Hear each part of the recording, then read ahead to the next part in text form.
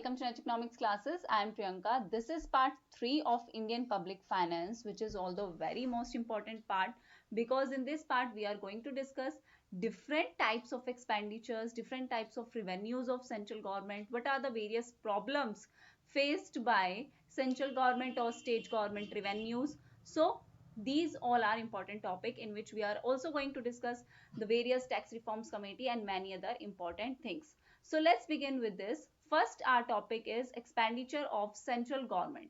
Central government के expenditure के बारे में हम डिस्कस करेंगे. सो बिफोर द 1987 और 88 जो क्लासिफिकेशन था एक्सपेंडिचर का वो किस में था? Development expenditure and defence expenditure.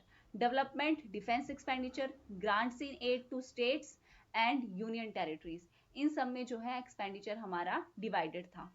But according to the new classification of expenditure 1987 और 88 बजट से क्या हुआ? पब्लिक एक्सपेंडिचर क्लासिफाई हुआ किस में? नॉन प्लान एक्सपेंडिचर में और प्लान एक्सपेंडिचर में. लेकिन उसके बाद गवर्नमेंट ऑफ इंडिया ने क्या अनाउंस किया 2016 में कि जो क्लासिफिकेशन होगा वो प्लान और नॉन प्लान एक्सपेंडिचर के लिए एबोलिश कर दिया है. और अब जो है क्लासिफिकेशन वो किसके बेसिस पे होने लगा है? प्लान और नॉन प्लान एक्सपेंडिचर तो इन्होंने रिमूव कर दिया 2017 एंड 18 में. So expenditure of the government will be classified as capital and revenue spending. Capital और रेवेन्यू स्पेंडिंग्स में ही अब जो है एक्सपेंडिचर क्लासिफाई किया जाएगा. और प्लान और नॉन प्लान एक्सपेंडिचर को रिमूव कर दिया है 2017-18 में. So we are going to discuss. So plan and non plan expenditure जो है उनके रीजंस क्या थे for switching to capital and revenue spending classification. So we are going to discuss that what are the various reasons that why plan and non-plan expenditure are going to switch. Plan और non plan expenditure जो है वो switch क्यों किए गए capital और revenue spending में?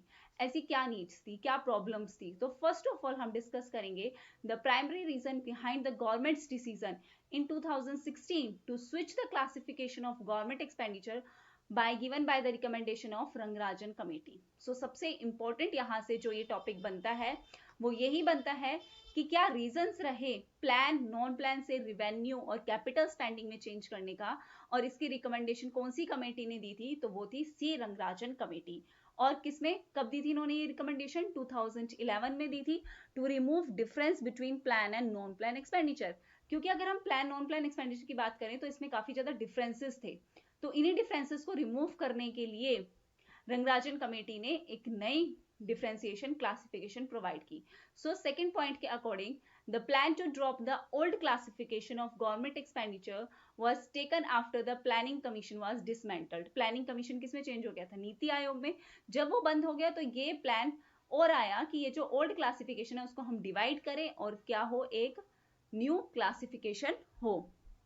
सो Earlier, the decision on plan expenditure was taken after the discussion with the planning commission. पहले जो प्लान एक्सपेंडिचर पे जो भी डिसीजंस लिए जाते थे वो किस लिए लिए जाते थे, किसके कहने पे लिए जाते थे? गवर्नमेंट जब अपना डिसीजन दे देती है ना किसी चीज पे तो उसके बाद प्लानिंग कमीशन बताती है. तो प्लानिंग कमीशन के साथ डिस्कस करके इन सारी चीजों पे एक्सपेंडिचर होता था. फोर्थ पॉइंट आपका क्या है? In the earlier system of expenditure classification more importance was only lent to planned expenditure. सिर्फ प्लान्ड एक्सपेंडिचर्स पे ही ज्यादा कंसिडरेशन, ज्यादा इंपॉर्टेंस दी जाती थी. But in newly adopted system of classification emphasis will be on the expenditure of the government. लेकिन अब जो आपकी क्लासिफिकेशन हुई है उसमें गवर्नमेंट का क्या एक्सपेंडिचर रहेगा उसके ऊपर एम्फेसाइज किया जाएगा, उसके ऊपर जोर दिया गया. So the new classification of capital and revenue spendings will create a clear and effective links between the government earnings and spendings and outcome. लेकिन आपको पता चला जैसे कि हमारा न्यू क्लासिफिकेशन हुआ, सो न्यू क्लासिफिकेशन के अकॉर्डिंग क्या हुआ? अब जो गवर्नमेंट है वो क्या करेगी? जो भी उसकी कैपिटल रिवेन्यू स्पेंडिंग है उसका एक इफेक्टिव लिंक जुड़ा है किसके साथ?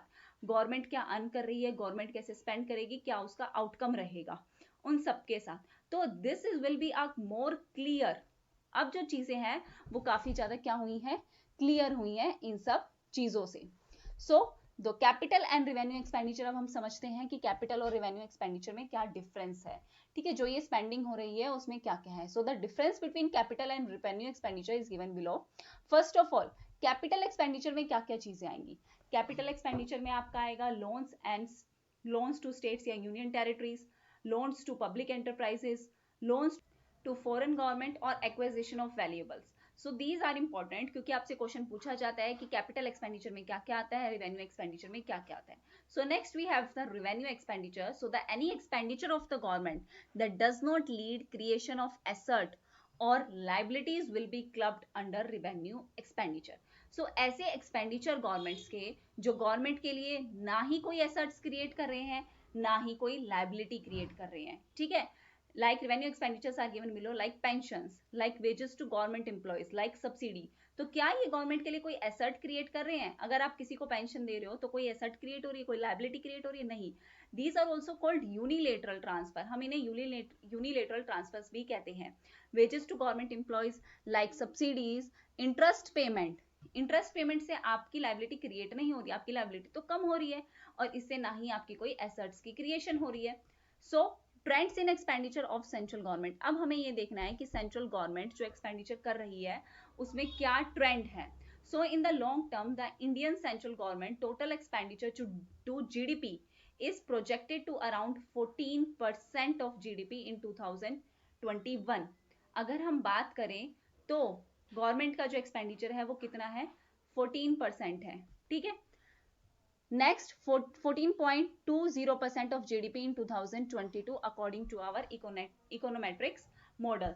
So अगर हम आगे डिस्कस करें तो 2022 में जो एक्सपेंडिचर हो रहा है गवर्नमेंट का वो कितना हो सकता है, कितना एस्टिमेटेड लगाया गया है? 14.2%. So next the trends in revenue of state government. अब स्टेट गवर्नमेंट के रेवेन्यू की अगर हम बात करें, so I have given you a figure, the breakdown of state governments of general revenue by category fiscal year 2017 की. सो inter government transfer हमारा कितना है? 33% है. 23.1% हमारा क्या है? सेल्स टैक्स है. Charges and miscellaneous 18.8%. Individual income tax कितना है? 17.8%. अदर टैक्सेस और कॉर्पोरेट इनकम टैक्स कितना है? ये सारे रिवेन्यूज जर्नल रिवेन्यूज हैं स्टेट गवर्नमेंट के, जो ऐसे आपको डायग्राम में डिवाइड करके मैंने शो कर रखे हैं. अब ये सोर्स कहाँ से है? Urban booking tax policy centre है, वहां से ये सोर्स है, ठीक है. Next, the problems of central state financial relation or the gap between the needs and sources of state government. अब देखो प्रॉब्लम कब अराइज होती है? प्रॉब्लम तो आपकी जब ही अराइज होगी ना जब आपकी सेंटर और स्टेट किस तरीके से उनके बीच में फाइनेंशियल रिलेशन है, उनके फाइनेंशियल रिलेशन कैसे हैं वो चीजें बताएंगी आपकी. तो इनके फाइनेंशियल रिलेशन अच्छे हैं, बुरे हैं, क्या प्रॉब्लम आती है, तो क्या गैप इसमें अराइज होता है कि इनकी रिक्वायरमेंट क्या है, इनकी नीड्स क्या है और इनको गिवन कितना किया जाता है, दिया कितना जाता है. So the financial relationship between centre and state किसमें गिवन है? ये आर्टिकल हमारे 268 और 293 आर्टिकल में ये गिवन है, ठीक है. So the Indian constitution has elaborated the provisions regarding the distribution of revenue between the unions and states. तो हमारे इंडियन कॉन्स्टिट्यूशन ने ये डिस्ट्रीब्यूशन जो है रेवेन्यू का यूनियन और स्टेट्स में जो डिस्ट्रीब्यूशन है वो बताया है. तो हमारे कॉन्स्टिट्यूशन के किस आर्टिकल में है? आर्टिकल कौन सा है? 268 और 293. So article 268 to 293 in part 12 deal with the financial relation. जो 268 और 293 का जो पार्ट है वो किससे डील करता है? पार्ट 12 से. पार्ट 12 में है ये सारी चीज और ये डील करती है फाइनेंशियल रिलेशन से. So the financial relation union और स्टेट्स में कैसे हम स्टडी करेंगे, देखते हैं इनका फाइनेंशियल रिलेशन कैसा है. सबसे पहला, taxes and duties levied by the union but collected and appropriated by the state. जो भी टैक्सेस हैं, जो भी ड्यूटीज हैं वो कौन ले रहा है? यूनियन ले रही है, ठीक है. और कलेक्ट कौन कर रहा है? स्टेट कर रही है. Stamp duties and duties of the excise on medical and toilet preparations are levied by the government of India but collected and appropriated by state. अब यहाँ पे आप देख सकते हैं कि यूनियन कब टैक्स और ड्यूटीज लेवीड करती है, कलेक्ट कौन करता है, ठीक है. फिर गवर्नमेंट ऑफ इंडिया किस किस चीज पे टैक्सेस और ड्यूटीज लेवीड करती है, मतलब यूनियन, और कलेक्ट कैसे होती है? So within such duties are leviable except in the union territories where they are collected by the union government. ठीक है. कई सारी ऐसी हैं जहां पे यूनियन टेरिटरीज उन्हें कलेक्ट करती है और गवर्नमेंट उन्हें बताती है, फिर बाद में यूनियन गवर्नमेंट उस चीज को कलेक्ट करती है. और ये सारी चीजें गिवन है आर्टिकल 268 में कि कैसे स्टेट्स ड्यूटीज और टैक्सेस। सो इन ड्यूटीज से जो प्रोसीड आता है, जो भी कलेक्शन होता है, चाहे वो किसी भी स्टेट ने लेविड की हो, वो स्टेट को दे दी जाती है और वो consolidated fund of India, complete fund जो है इंडिया का, उसका पार्ट नहीं बनता है। Next, service tax levied bye the state but collected and appropriated by the centre and the state. Service tax कौन लगाता है? सेंटर लगाती है, और उसे कलेक्ट और अप्रोप्रिएट, कलेक्ट कौन करता है? सेंटर और स्टेट मिलके करती हैं। So the taxes on services are levied by the center, but their proceeds are collected and appropriated by both the center and the state government। दोनों ही, चाहे वो सेंटर हो चाहे वो स्टेट हो, दोनों ही उस चीज को क्या करते हैं? कलेक्ट करते हैं। So the principle of their collection and appropriation are formulated by the parliament. Parliament उसे फॉर्मुलेट करते हैं। हम यहाँ पे क्या चीज समझने की कोशिश कर रहे हैं कि किस तरीके से कौन जो है टैक्स को लेवी करेगा, कौन इम्पोज करेगा और कलेक्ट कौन करेगा। तो यही जो है गैप शो करता है सेंटर और स्टेट के कलेक्शन में। Next we have the taxes levied and collected by the union but assign to the state with in which they are leviable.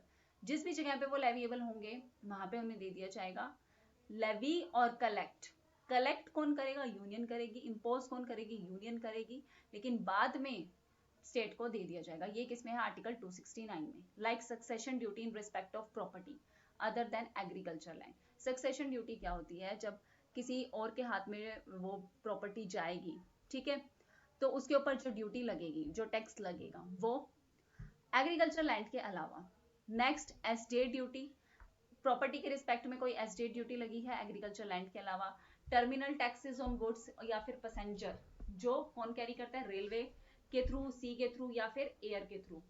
Next है tax on railway fare, freight taxes on transaction in cost, stock exchange. तो ये सारे ही हैं जिसमें जो है union levy करेगी, यूनियन कलेक्ट करेगी और फिर बाद में अकॉर्डिंग टू द स्टेट वो दे देगी। नेक्स्ट है हमारे पास taxes levied and collected by the union and distributed between union and state. ऐसे कौन कौन से टैक्सेस हैं जो यूनियन जो है इम्पोज करेगा और फिर वो डिस्ट्रीब्यूट होगा किसके बीच में? सेंटर के और स्टेट के बीच में। और ये कौन से आर्टिकल में है? आर्टिकल 270 में। So the centre taxes are levied as well as collected by union, but their proceeds are divided between union and states in a certain proportion to effect the equitable distribution of financial resources, ताकि financial resources जो हैं वो equally divided हों। इसलिए क्या करते हैं कि ऐसे टैक्सेस, ऐसे कौन कौन से टैक्सेस हैं जो इम्पोज कर रही है यूनियन गवर्नमेंट, कलेक्ट कौन कर रही है? यूनियन गवर्नमेंट, और फिर बाद में डिवाइड किसके बीच में हो रहा है? यूनियन और स्टेट के बीच में, ठीक है, ताकि एक इक्विटेबल डिस्ट्रीब्यूशन हो फाइनेंशियल रिसोर्सेज का। सो इस कैटेगरी में कौन कौन से टैक्सेस और ड्यूटीज इंक्लूड है? Refer to the union list except the 3 categories mention above. जो हमने ऊपर की 3 कैटेगरी पढ़ी उनको छोड़ के बाकी सारी, कोई भी सरचार्ज, कोई भी cess levied for specific purpose. The manner of distribution of net proceeds of these tax is prescribed by the president on the recommendation of finance commission। Finance commission के रिकमेंडेशन पे जो भी नेट प्रोसीड आएगा इन tax से, जो president of India ने prescribe किया है, किसकी रिकमेंडेशन से? फाइनेंस कमीशन की। अब हम समझते हैं वन बाय वन कौन कौन से हैं। सबसे पहले सरचार्ज ऑन सर्टेन टैक्सेस। कई सारे ऐसे टैक्सेस होते हैं जिनपे क्या लगता है? सरचार्ज लगता है। So the parliament is authorised to levy surcharge on taxes mentioned in above 2 categories. Article 369 और आर्टिकल 370 में है। And the proceeds of such surcharge go to the center exclusively and are not shareable। ये देखो, ये not shareable क्यों कह रहे हैं? ये स्टेट के साथ शेयर नहीं करेंगे। ये वो टैक्सेस हैं जो सर्टेन टैक्सेस हैं, जो किस कैटेगरी में है? आर्टिकल 369 और 370 में। नेक्स्ट है taxes levied and collected and retained by the state. ऐसे कौन कौन से टैक्सेस हैं जो सिर्फ स्टेट कलेक्ट करेगी, स्टेट ही अपने पास रिटेन करेगी। So these are the taxes enumerated in the state list. अब ये जो सरचार्ज है वो कौन सी लिस्ट में है? यूनियन में, ठीक है, यूनियन लिस्ट में है। और ये जो है वो है स्टेट लिस्ट में, और वो कंप्लीटली स्टेट के होंगे, स्टेट उनको शेयर नहीं करेगी। थर्ड है हमारा ग्रांट इन एड। तो पार्लियामेंट ऑफ इंडिया ने ग्रांट इन एड कहां से लिया है? कंसोलिडेटेड फंड ऑफ इंडिया से, to such states as are in need of assistance. ऐसी कई सारी स्टेट्स हैं जिनको हेल्प की जरूरत है, और ये कौन से आर्टिकल में है? 275 आर्टिकल में। पर्टिकुलरली किसके लिए ये ग्रांट इन एड दिया जाता है? ट्राइबल एरियाज में, लाइक स्पेशल ग्रांट असम को दे रहे हैं, ठीक है। ग्रांट इन एड के बारे में तो हमने पहले भी पढ़ा था कि स्पेशल हेल्प जब दी जाती है तभी आते हैं। Next, there are some statutory grants made on the recommendation of Finance Commission. अब ये जो स्टेट्यूटरी ग्रांट्स हैं, स्टेट्यूटरी का मतलब होता है मैंडेटरी, ये ग्रांट्स किसकी रिकमेंडेशन से आते हैं? फाइनेंस कमीशन की रिकमेंडेशन से ये दिए जाते हैं. Apart from this article 282 provides for discretionary grant. Discretionary का मतलब क्या होता है? अपनी मर्जी से, by the centre and state for any public purpose. ठीक है, डिस्क्रिशनरी ग्रांट्स तो वो होंगे जो अपनी मर्जी से दे दिए जाएं, लेकिन स्टेट्यूटरी ग्रांट्स जो होंगे वो देने ही हैं. तो ये जो हमने ऊपर पढ़े हैं वो सारे स्टेट्यूटरी ग्रांट्स हैं. तो the centre makes such grants on the recommendation of planning commission. जो सेंटर है वो ये ग्रांट्स किसकी रिकमेंडेशन से बनाता है? प्लानिंग कमीशन की रिकमेंडेशन से, जो क्या है? एक एक्स्ट्रा कॉन्स्टिट्यूशनल बॉडी है. Next, the loan. Union government क्या करती है? लोन प्रोवाइड करती है स्टेट्स को, गारंटी देती है with respect to loan raised by any state. ठीक है, लोन्स कौन, कई बार लोन अगर देते हैं स्टेट को तो वो कौन देगा? यूनियन गवर्नमेंट देगी. Next, previous sanction of president of India, article 274. No bill or amendment can be introduced or moved in either house of parliament without the previous sanction of president.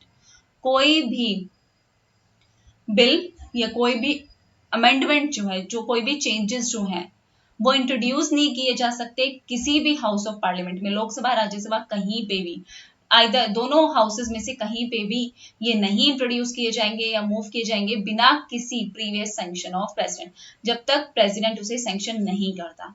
If, कौन कौन से reason है उसके? पहला, it imposes or varies any taxes in which states are interested. ऐसे taxes उनको impose करने के लिए कह रहे हैं जिसमें स्टेट का इंटरेस्ट हो. Second, it varies the meaning of expression like agriculture income as defined in the Indian Income Tax Act. इन्होंने बोला कि उन्हें एग्रीकल्चर इनकम में कुछ चाहिए. Part third, it affect the principles on which money are distributed to states. या फिर ऐसी कोई चीज वो लाना चाहते हैं, ऐसा कोई बिल लाना चाहते हैं जिसमें डिस्ट्रीब्यूशन में कोई चेंजेस आए. और fourth, it imposes a surcharge on the state taxes for the purpose of union. वो कोई सरचार्ज लगाना चाहते हैं. ठीक है, तो इन सब में आप बिना प्रेसिडेंट की परमिशन के किसी भी हाउस में ना उसे इंट्रोड्यूस कर सकते हो, ना बता सकते हो, ना मूव कर सकते हो. So according to the article 301 article के according, freedom of trade, commerce and intercourse through territory of India is guaranteed, but the parliament has the power to impose restriction in public interest. देखो, article 301 में क्या किया गया है कि आपको trade की फ्रीडम है, आप टेरिटरी, इंटरकोर्स टेरिटरी मतलब टेरिटरी में मूवमेंट हो सकती है, उसकी गारंटी दे रहे हैं. बट पार्लियामेंट के पास पावर है कि अगर कोई ऐसी चीज है जिसमें पब्लिक का नुकसान है, पब्लिक का इंटरेस्ट नहीं है, तो पार्लियामेंट उसे क्या कर सकती है? रेस्ट्रिक्ट कर सकती है, रोक लगा सकती है. तो all the taxes on income other than agriculture income are levied by the union. ठीक है, इनकम पे taxes other than agriculture income को छोड़ के बाकी इनकम पे टैक्सेस कौन लगाता है? Union. Yet the state legislature can levy taxes on profession, trade etcetera. लेकिन तब भी स्टेट लेजिस्लेचर जो है प्रोफेशन, ट्रेड पे टैक्स लगा सकते हैं, इम्पोज कर सकते हैं. नेक्स्ट, डिस्ट्रीब्यूशन आता है नॉन टैक्स रिवेन्यू में. अभी तक हम टैक्स रिवेन्यू की बात कर रहे थे कि टैक्स रिवेन्यू कैसे डिस्ट्रीब्यूट हो रहा है. अब हम बात कर रहे हैं नॉन टैक्स रिवेन्यू की. So the non tax revenue from post and telegraph, railways, banking, broadcasting, कोई coinage, currency, central public sectors and estate. Estate का मतलब क्या होता है? कोई प्रॉपर्टी लेफ्ट बच गई और उसका कोई हायर नहीं है, तो वो प्रॉपर्टी किसके पास जाएगी? गवर्नमेंट के पास. तो वो सब नॉन टैक्स रिवेन्यू में आता है. Lapse, termination of right, go to the centre, while state receive non tax revenue from irrigation.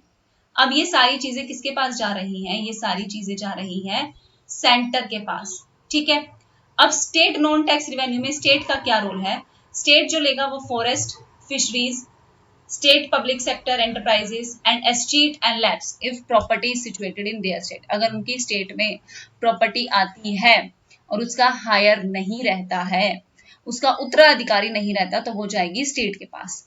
ठीक है, next, the provisions has been made by the constitution of a finance commission to recommend the president certain measures for the distribution of financial resources between union and state. अब ये article आपसे पूछा जा सकता है, article 280 की जो distribution है फाइनेंशियल रिसोर्सेज का, किसके बीच में? यूनियन के बीच में और स्टेट के बीच में. वो कौन से आर्टिकल में आता है? ठीक है, बाकी सारी चीजें इतनी इंपॉर्टेंट नहीं है, लेकिन उसमें से थोड़ी बहुत चीजें कभी कभी पूछ ली जाती हैं। हम इतना क्योंकि आजकल जो है बहुत ही डीप क्वेश्चन पूछे जा रहे हैं, ठीक है। सो आर्टिकल 280 है जो फाइनेंशियल रिसोर्सेज के बारे में बताते हैं कि कैसे डिस्ट्रीब्यूट होंगे यूनियन और स्टेट में। So under the situation of emergencies, these financial relation also undergo changes according to the situation, and the president can modify the constitutional distribution of revenue between the center and state. अब कई सारी emergency की situation भी आती है जिसमें ये financial relationship है जो चेंज भी होते हैं सिचुएशन के अकॉर्डिंग। प्रेसिडेंट जो है चेंज कर सकता है डिस्ट्रीब्यूशन, कैसे रिवेन्यू जो है डिस्ट्रीब्यूट होगा सेंटर और स्टेट के बीच में। तो ये सारी चीजें डिसाइड हो सकती हैं अगर कोई इमरजेंसी की सिचुएशन आती है। नेक्स्ट बात आती है the question of state autonomy. अब यहाँ पे एक और पॉइंट आता है, ऑटोनॉमी क्या होती है, ठीक है, और स्टेट ऑटोनॉमी पर्टिकुलरली क्या होती है। सो union and states have independent executive start controlled by their respective government। देखो यूनियन और स्टेट के दोनों के ही स्टाफ अलग अलग होते हैं, उनकी गवर्नमेंट उन्हें क्या करती है, कंट्रोल करती है। So in legislative and administrative matter, अगर कोई लेजिस्लेटिव मैटर है, कोई एडमिनिस्ट्रेटिव मैटर है, तो यूनियन गवर्नमेंट ओवर रूल नहीं कर सकती कोई कॉन्स्टिट्यूशनल राइट और कोई भी स्टेट गवर्नमेंट की पावर को, ठीक है, except when the presidential rule is declare in the state. जब तक कि उस स्टेट में प्रेसिडेंशियल रूल ना हो। मान लो किसी पर्टिकुलर स्टेट में प्रेसिडेंशियल रूल लगा हुआ है तो यूनियन गवर्नमेंट ओवर रूल कर जाएगी, लेकिन किसी स्टेट में प्रेसिडेंशियल रूल नहीं है तो उसमें यूनियन ना ही लेजिस्लेटिव ना ही एडमिनिस्ट्रेटिव मैटर में ओवर रूल कर सकती है, ठीक है। नेक्स्ट, क्या क्या failures to tackle the problem of regional imbalance to any satisfactory level, ठीक है, क्या क्या रीजंस हैं जो ये इम्बैलेंस है सेंटर और स्टेट के बीच में, उसके पीछे क्या क्या रीजंस मेन हो सकते हैं। सबसे पहले हो सकता है हिस्टोरिकल फैक्टर, हिस्टोरिकल फैक्टर आ सकता है, ज्योग्राफिकल फैक्टर आ सकता है, locational, regional, planning mechanism fail हो। ग्रीन रेवोल्यूशन का अगर हम बात करें तो ग्रीन रेवोल्यूशन ने जो है कुछ ही स्टेट्स में बहुत अच्छा इंपैक्ट दिखाया था, सारी स्टेट्स में नहीं दिखाया था, इसलिए जो है इम्बैलेंस आता है। रिवेन्यू जो है जरूरी थोड़ी नहीं है कि इस स्टेट में अगर इतना रिवेन्यू कलेक्ट हुआ हो तो दूसरी स्टेट में भी उतना ही हुआ होगा, नहीं। हिस्टोरिकल फैक्टर, कई बहुत ही रिच सोर्सेज होती हैं, कई स्टेट में बहुत ही ज्यादा रिसोर्सेज अवेलेबल है, किसी स्टेट में अवेलेबल नहीं है, तो ऐसी कई सारी चीजें हैं जिसमें यूनियन को लगता है कि इस स्टेट में नहीं है तो यूनियन उनकी हेल्प करती है, ठीक है। अब क्या सजेशंस हैं for the improvement in centre and state relation, centre और स्टेट के रिलेशन को कैसे इंप्रूव किया जा सकता है, ये सारे सिर्फ सजेशन है, अभी इनके बारे में डिस्कशन चल ही रहा है। सबसे पहले centre should allocate more revenue to states, centre को स्टेट्स को ज्यादा रिवेन्यू देने चाहिए। Innovation at the state level should be shared among other aid to development. देखो अगर किसी स्टेट लेवल पे कोई इनोवेशन हुई है, कोई नई चीज हुई है तो वो बाकियों के साथ भी शेयर होनी चाहिए। अगला, centre state institutions like national development council, उसको ज्यादा पावर देनी चाहिए, ठीक है। ये सारे सजेशंस हैं, अभी इनके ऊपर बात चल रही है कि किस तरीके से सेंटर और स्टेट के रिलेशन जो है वो इंप्रूव हो सकते हैं। नेक्स्ट, फिस्कल पॉलिसी और उसके रिफॉर्म्स के बारे में बात करते हैं, ठीक है। क्या फिस्कल पॉलिसी क्या है, उसमें क्या क्या रिफॉर्म्स आने चाहिए, वो सारी चीजें। सबसे पहले अगर बात की जाए तो fiscal policy is the use of government revenue collection and expenditure to influence a country's economy. Fiscal policy का मतलब क्या है कि गवर्नमेंट का रिवेन्यू, किस तरीके से गवर्नमेंट जो है रिवेन्यू कलेक्ट कर रही है, टैक्सेस और नॉन टैक्स रिवेन्यू दोनों ही तरीके से, किस तरीके से वो कंपैरेटिवली क्या कर रही है, उस पर एक्सपेंडिचर कर रही है, वो सारी चीजें किस में आएंगी, फिस्कल पॉलिसी में, ठीक है, जिससे एक कंट्री की इकोनॉमी पे काफी इंफ्लुएंस होता है। So the use of government revenues and expenditure to influence a macroeconomic variable. Obviously ये macroeconomy है, पूरी complete economy के लिए है।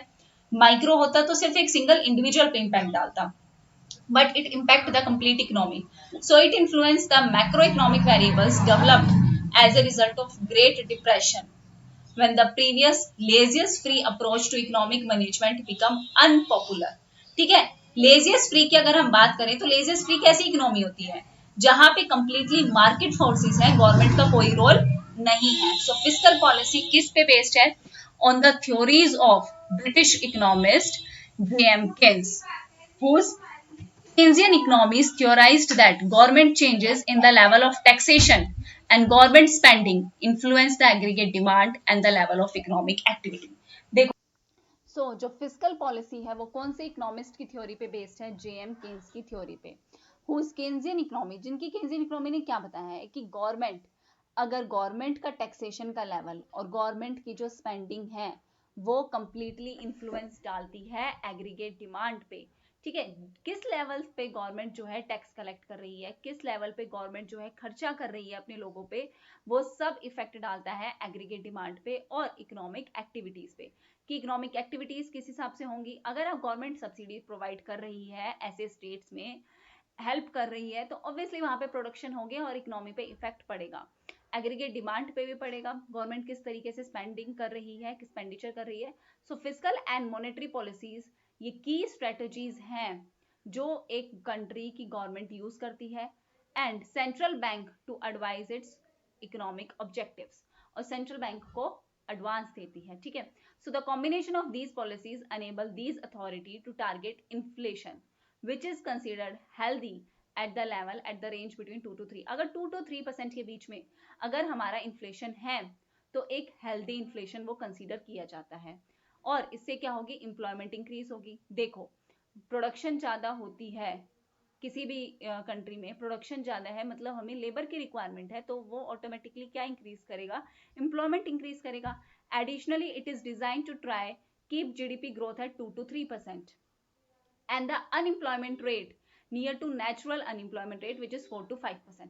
तो सबके पीछे मेन रीजन क्या है कि हमारी जीडीपी की ग्रोथ कम से कम 2 से 3% रहे, unemployment rate only natural unemployment rate 4 से 5% रहे। So this implies that fiscal policy किस लिए यूज की जाती है? To stabilise the economy over the course of business cycle. जो हमारी बिजनेस साइकिल चलती है, रिसेशन, बूम, डिप्रेशन, ठीक है, उन सब चीजों को कंट्रोल कर पाए, स्टेबलाइज कर पाए इकोनॉमी को। ऐसा नहीं है एकदम से रिसेशन आया, एकदम से डिप्रेशन आया, एकदम से बूम आया, इन सारी चीजों को कंट्रोल करने के लिए।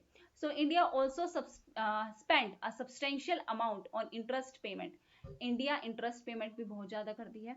2017 की अगर हम बात करें तो लेवल ऑफ एक्सपेंडिचर जो लेटेस्ट डाटा है 6% of GDP went towards interest payment. ये बहुत इंपॉर्टेंट बनता है, क्वेश्चन आता है कि कितना परसेंट जीडीपी का इंटरेस्ट पेमेंट में गया है।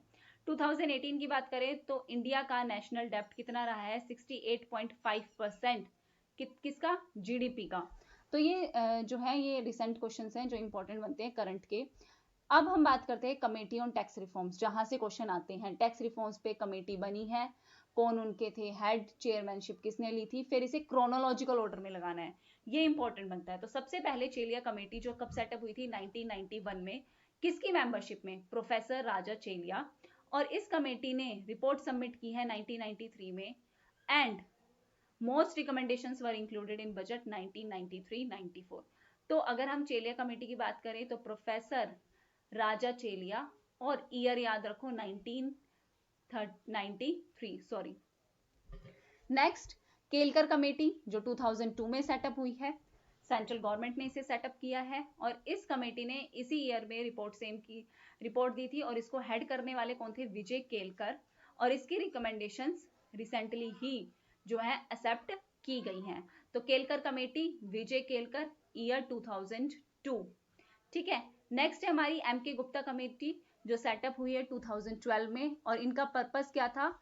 Internalisation of common tax code under the goods service tax, GST. ठीक है, तो एम के गुप्ता कमेटी 2012। नेक्स्ट ये अदर कमेटीज हैं टैक्स रिफॉर्म पे। ठीक है, वेंचू कमेटी जिसने डायरेक्ट टैक्स पे दिया, एल के झा कमेटी इनडायरेक्ट टैक्स, रेखा कमेटी इनडायरेक्ट टैक्स। तो ये काफी सारी टैक्स रिफॉर्म कमेटी हैं जो क्वेश्चन में आती हैं। इनमें से कौन सी टैक्स रिफॉर्म कमेटी है, कौन सी नहीं है, ये सारी चीजें। So thank you very much everyone. अगर आपको हेल्पफुल लगे तो लाइक, शेयर और सब्सक्राइब करना मत भूलना। अपने दोस्तों के साथ ज्यादा से ज्यादा शेयर करो, लाइक करो और कमेंट भी कर दिया करो अगर आपको ये लगता है इतनी मेहनत से पीडीएफ बना रही हूँ। चलो ठीक है, टेलीग्राम का चैनल आप ज्वाइन करना चाहते हो तो प्लीज लिंक आप मुझे मेंशन कर देना कमेंट बॉक्स में, मैं आपको लिंक सेंड कर दूंगी। ठीक है, so thank you very much everyone.